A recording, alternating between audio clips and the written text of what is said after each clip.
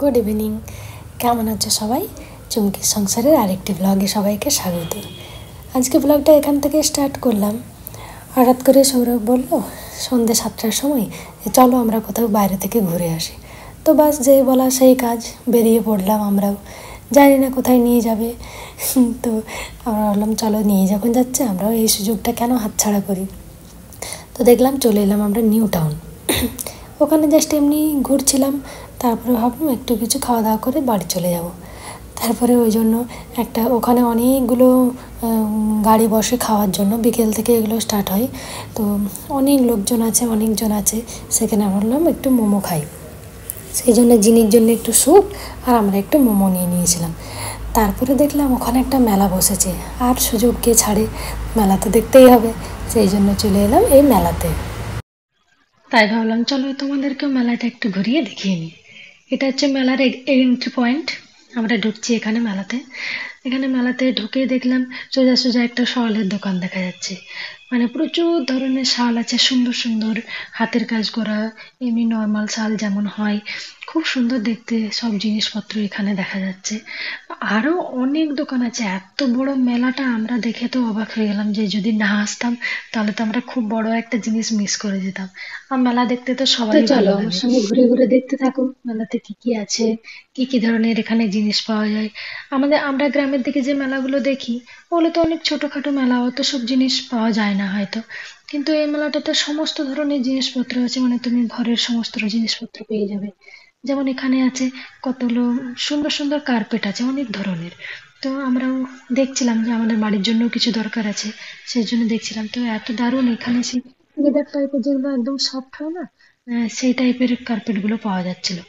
তো আমরা দাম ঠিকঠাক জানি না, সেই জন্য আমরা নিইনি এখন। তো ভাবলাম পরে নিই।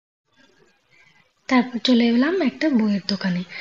এত ধরনের বই আছে, মানে আমরা তো যারা বই পড়তে ভালোবাসি তাদের জন্য এই স্টলটা একদম বেস্ট। খুব সুন্দর সুন্দর বই আছে। তো তার মধ্যে আমি জিনির জন্য কয়েকটা বই নিলাম। এখন তো আমার সেভাবে বই পড়াই হয় না, টাইমও হয় না। ওই জন্য ভাবলাম এত সুন্দর বই থেকে জিনির জন্য কয়েকটা বই আমরা নিয়ে নিলাম।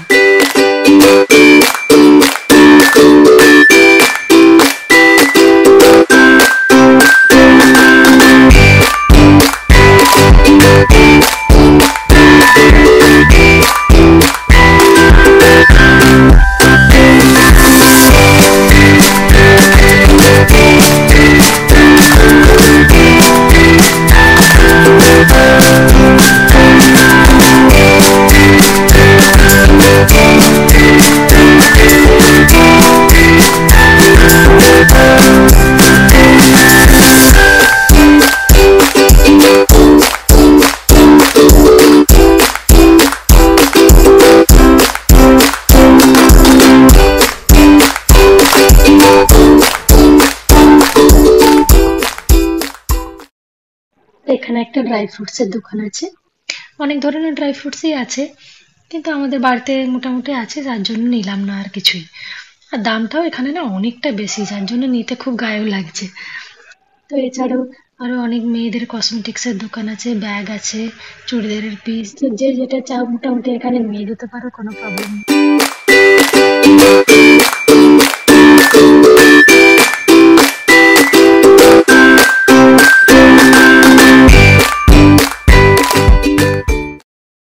এবার এলাম সৌরভের সেই ফেভারিট দোকান। ও কোথাও মেলাতে ঘুরতে গেলে ঘুগনি খাবে না এটা হতেই পারে না।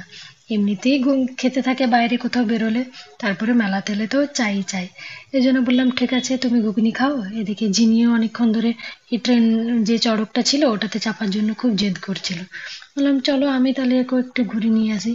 সে তো খুব খুশি, নামতেই চাইছে না, ওখানে বসে আছে।